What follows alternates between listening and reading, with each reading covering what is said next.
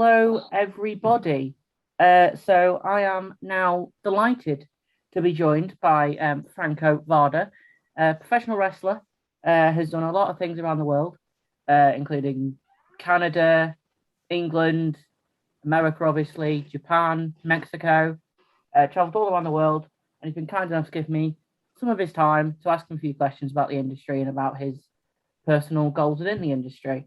I've got some questions written down here that I'm just going to mainly go off. So, Franco, what was your first memory of wrestling Oh boy, like as a kid, as a kid? Yeah. yeah, my first memory, it always pops into mind is why even, what I strive to be like in wrestling is my grandmother watching wrestling, and she would take off her shoes and throw them at the screen, and she gets super upset at the wrestlers. And I always remember that. It's a memory I like cherish, just because I know I am now that bad guy to a lot of grandmothers and little kids all over. So it just comes full circle. So it's kind of something that I definitely remember is my grandmother sitting me down to watch wrestling, and just her getting so upset at the whole, because it's a soap opera for her. Yeah. So she would get so upset at the results and things like that. So I remember that's what I love about wrestling. So do you prefer playing heel to face then, or would you rather play face? Um, and I've been asked that. I think my personal enjoyment, I wrote would rather be the bad guy, but everyone I know in the business always told me I'm myself. I'm always going to make the most money as being the good guy because I do it so well. I can So vouch for I that 100%. Last night I was on a little binge on the YouTube and looking at some of the stuff, oh and yeah. I'll watch a couple do a bit of research, and that's at like 11 o'clock our time, and then just go Yeah. on YouTube and it's like 3 o'clock in the morning. I'm thinking, oh, Whoops. um, Yeah, it's YouTube is yeah, I dangerous, think man. your You performance lose a is bunch of hours. Yeah, great. no, I personally love being the bad guy.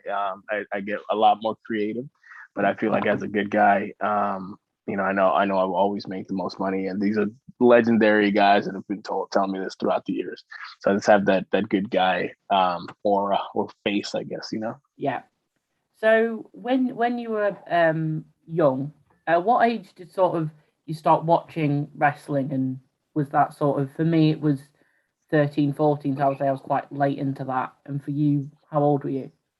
Yeah, so I think we kind of mirror each other a little bit because I watched as a kid, very very young. And I stopped watching when I was about 15, 16, when the Attitude Era was kind of over. I was about maybe 17, 16, something like Yeah. that. So when all the stars started leaving The Rock and Stone Cold Steve Austin, Brock Lesnar, all those guys left around the same time. That's kind of when I stopped watching it. So I missed a lot in my 20s, and when I got into wrestling itself, I started going back and catching up on the things that I missed. But when I started, I was a kid forever. I had all the wrestle buddies and all the trading cards, and do you remember the ice cream? I had all that stuff. The title belts, all the Bret Hart stuff. And I stopped watching about 16, 17, like high school age. I mean, for me, in sort of the primary school, I was never sort of into that stuff, and I just thought it was people Mm-hmm. fighting, and that wasn't my sort of thing. And then Mm-hmm. 2018, 2019, I started watching it, and then now it is literally my life now. It's everything I do is, doesn't matter if I've heard of the person or there's six people in the crowd, I just enjoy watching it. So when Yep. you were obviously like me, obviously you think, if I'm going to be a professional wrestler, what did you have a finishing signature move that you wanted to do when you were older back then? Oh, as a kid, oh my As a gosh, kid, yeah, the super kick was my thing as a kid. Now I don't even do kicks because I hate them. They're so overdone. yeah, But yeah, no, man. Whenever I was pretending to be a wrestler when I was like 5, 6 years old, the super kick was always the move. That was better than everything else. That and the sharpshooter was like the biggest thing. But as a performer now, I've always the Soul Coast Stunner, the way that is I used that for years into I used yeah. to use the F5 into the Stone Cold Stunner. And those are two moves that I always thought were like a hell of a combination. So I did that for years, and then as of recent, I'm using the Sambo and the rock bottom combination, which is it's like a spinning running rock bottom now. And it's like an homage to the moves that I think are have always been great. So so the what would you think if people hadn't heard of you or seen any of your work? What would you think would be your favorite match that is available on the internet that you would say, go and watch this. This is the best work I've done? oh my gosh, yeah. I mean, there's a lot. I mean, there's a lot that I would say, but what I know that I hear back, myself versus Brian Cage for the X Division title, is one of the ones that a lot of people enjoyed. That's out there right now. And then, any of the stuff with Big Seanstead, I love those. That's another set of matches that's out there. Man, and this anything you like. There's a lot of recent stuff if you really want to like understand what the character is as a heel. There's a lot of the stuff I've done with XWW and like myself versus Ace Austin and Madman Fulton, things like that. Those where it really shows me as the bad guy, and it really just pushes that creativity to the max. So yeah, those are the things. But just type my name and there'll be a link to your YouTube and your Twitter and your Instagram now. Me in however many days, put that in now, and awesome. We will just, if after you've watched this, if you want to go and see some of Franco's work, click that, leave, come back if you want to. You've watched a couple of the matches. So with all the recent buzz around, obviously some negative, some positive, around the biggest company you would say in the space, which is WWE, releasing a lot of people, a lot of names that we never thought we'd see come back, like CM Punk and people like that. Do you think that is going to have a positive effect on you in the way that many of these people will go and do independent shows and a lot more people will come back to wrestling because of these people? Yeah, no, I don't. I'm not worried for, I've cut out my things in wrestling. I know where I'm significant in what spaces, but yeah, no, a lot of people get excited when the guys come off of contract and they go back on the independent scene, which is, if you looked at any old interviews of mine, is I'm the opposite, right? I've always wanted to avoid the contract and to stay on the independent. So I think, it hurts the independents in the long run because there's a lot of guys looking for work that really just want to use the independents to just create a little bit of buzz so they can get that job back. There's nothing wrong with that, but I'm just, it's not truly the guy like your Colt Cabanas of the world who helped independent wrestling more than hurt it. So do I want to see these guys make money and do great things? Yes, absolutely. But hopefully they do it the right way. Fair enough. So with them, is there any, I don't know if you know of the people released, is there anyone that you would say if in one of the shows you would say that you had a list of people and one of those people were on it, would you like to face one of these people, like a Bronson Reed or someone like that? Because I would. I've already gotten the messages about like Braun Strowman and Bronson Reed. There's one. And my dream match of people on the actual list of people, Ric Flair. If I mean, it could happen. It could happen. If he could find it in there to go one more time, I definitely would love to wrestle Ric Flair.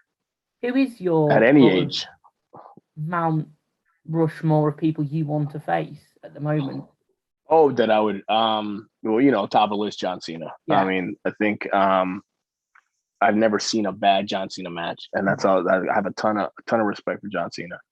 I think people going today, Adam Cole, that would be interesting. Very interesting. That could happen again. It very feasibly could happen. Booker T, he's still around. He's still one of the guys that people still, want to see great matches from. So I think that would be a cool little surprise. And I mean, if I had to, Johnny Gargano would be very interesting again. Another one that's that's out there, that's still available to work with. So I think all of them against you would be great matchups. So just sort of in the industry of professional wrestling. So with I don't know obviously how this works because it's sort of I would never say that it would be something I'd want to do as a career because I don't think I'm very good at it. But I think I'd Okay. always like to train and to see. Obviously, it's very physical on Yeah. the body and it looked very difficult. And the people with all this fake stuff and all that, it's like if you seriously watch wrestling and you say that, how are you watching wrestling? Like the stuff, the physical demands of things is just ridiculous. And anyone that ever steps in the ring will always have my respect for trying it and everything like that. So with that, so when you started training, was it the dream to was it sight set on I'm going to be a professional wrestler? Was there a side career that was on that could have been switched to at any point?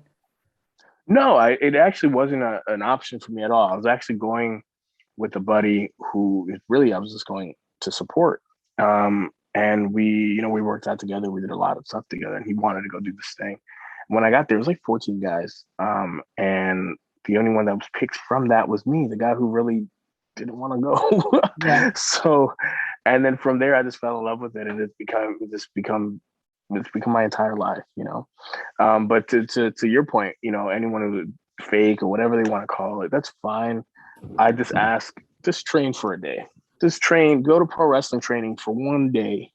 And if you still feel like it's fake and you feel like it's any of that, then yeah, then more power to you. But I doubt that you would feel that way after one day of training. So imagine, these 20, 30 year long careers. You know what I mean? So yeah. it is what it I is. mean, we heard recently the likes of like Stone Cold and Christian and Edge and people like that saying after their first bump they went out and didn't think it was for them because I think that's the case with a lot of people. Even a simple bump, I would think that that's difficult to take in the way that everything is going to hurt. You're dropping from a height onto your shoulders, and your body's not naturally meant to do that. Mm-hmm. So Yeah, you've it's super also unnatural. so with your first match, how did you get booked? Was it you put yourself to a company, or did a company reach out to you? Yeah. No, my first match, I was actually my trainer was in a tag team tournament and I was picked because I was ready at the time. So we went down to an entirely different territory at the time. The NWA was a territory based system. It was not the NWA you see today, right? Yeah, So I got taken to a little place called NWA Top of Texas in Amarillo, Texas, and that was my first match. I was in a tag team tournament. Won my first match, which was crazy to me. I was expected to lose my first match, but I won my first match and then lost the match after. But I got to wrestle multiple times in one night, and that kind of opened the door to this place would run every week. So I would start every week and multiple times a week and going through the territory and all that and wrestling multiple times during the week. And that for anyone that helps anyone gain the knowledge quicker than normal, because in yeah, America there's your Friday, Saturday, Sundays, maybe mainly Saturday shows. So you have the average guy has four chances to work the normal, but in some of those circuits and the NWA and stuff when it was around, you could wrestle 4 or 5 times a week. which is massive when you're developing into a Yeah, when wrestler. you're brand new, yeah, absolutely. So I know you said how you wouldn't want to be put under contract and you would want to work on the independents. Mm-hmm. But the obviously with the whole things with the AEWs and Impact and NWA and all that, and Right. the open doors being open and everything, Mm-hmm. how do you think? Do you think if say there was an opportunity if you could work on an AEW dark show or something, and there was an option to still work on the independents, or would that just not be for you?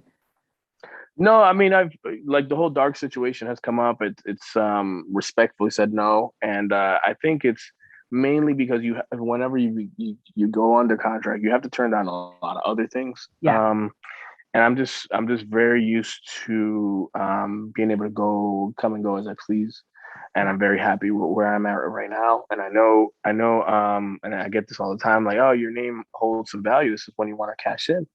No, I think I'm gonna wait. I yeah. think I'm gonna wait, and I think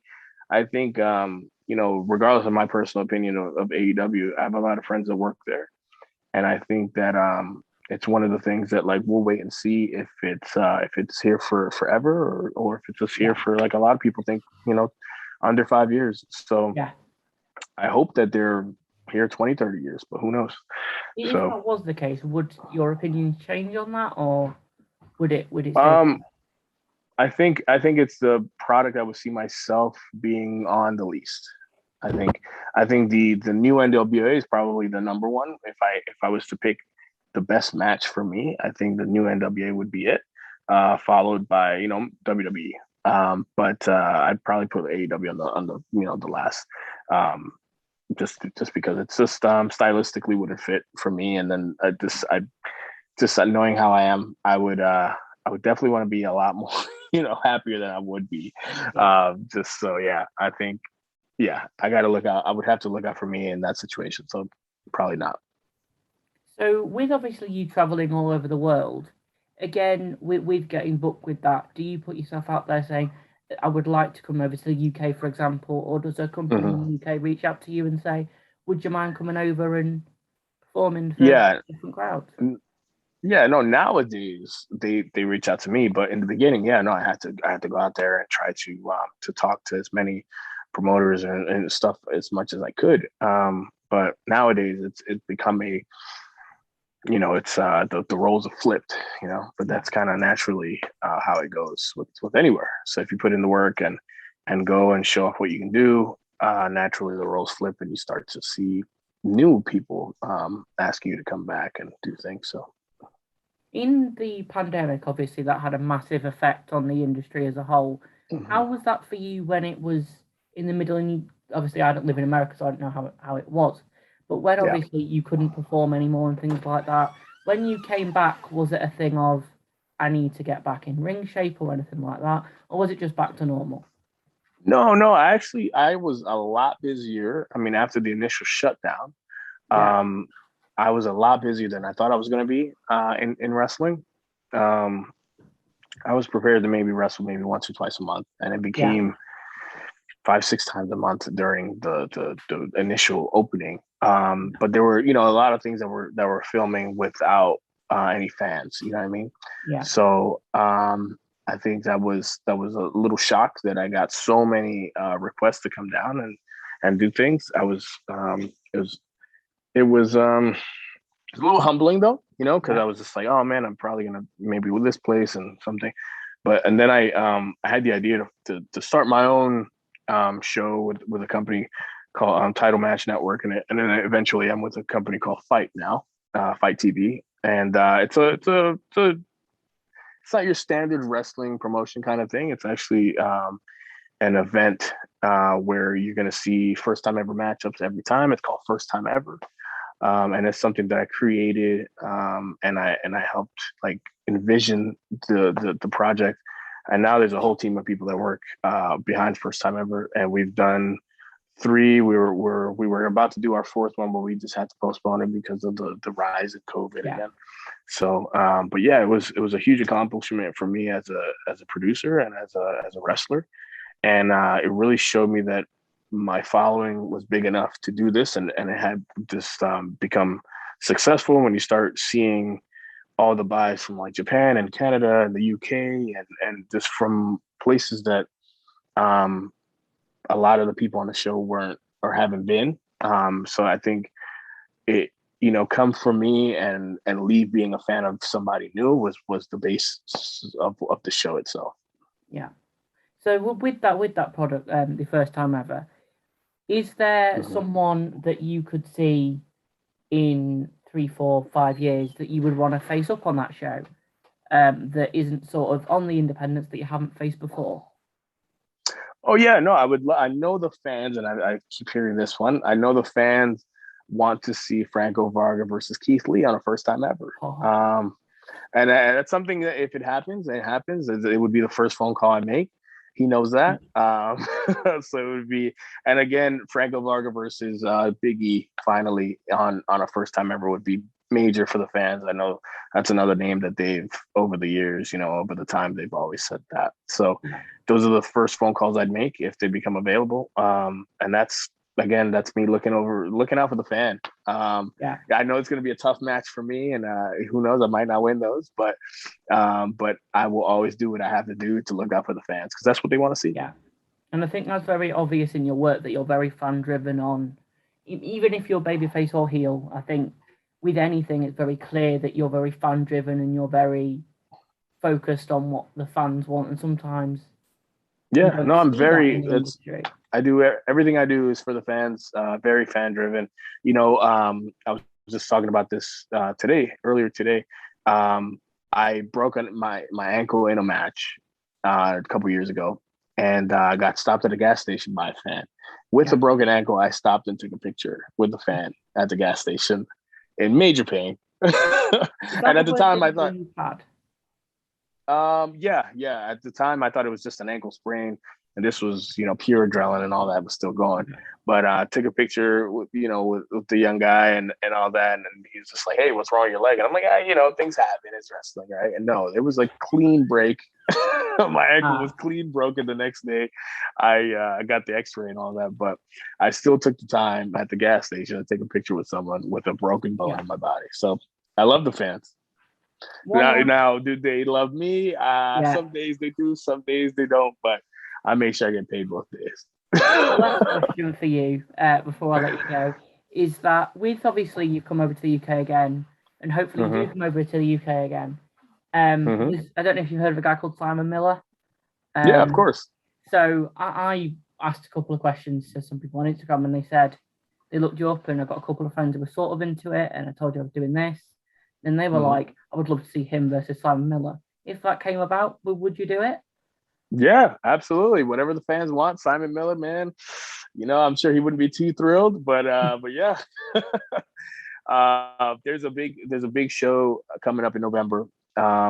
It's in Southampton, and it's another name that the fans made this match happen. And it's myself versus Joel Redmond. Ooh. Um, yeah, I know, right? That's the Well, are you reaction I coming get over now. in November then? No, November. I'll be here in November. And then they have the guy from the British Voice who just won the Voice. He's doing the halftime show there. But that's the main event. Myself versus Joel Redmond, Franco Varga, the biggest wrestler ever, the Queen's favorite wrestler. Uh, don't quote me on that. but That's going in the versus title Joel. now. That is. Yeah, that's There the we go. Queen, the Queen's favorite wrestler. Versus Joel Redmond, who's awesome, awesome. I know you guys love him, and yeah, so that's another match that the promoter of charity wrestling just immediately Yes, jumped on it. And I've heard quite a few things announced for that show. It seems to be sort of the first big independent show in the UK since we've obviously come out of lockdown. It seems to yeah, be since the lockdown, yep, really, and you'll see a lot of advertisements online for it. You'll see yeah, the billboards for it. So when you're driving down, you'll see me right there on the billboard. So I'll be there. But that's hopefully I might be your able main event. to go to some sort of independent show. It maybe that one, maybe a different one, because as a wrestling fan, I've not been able to do that yet with the pandemic and everything.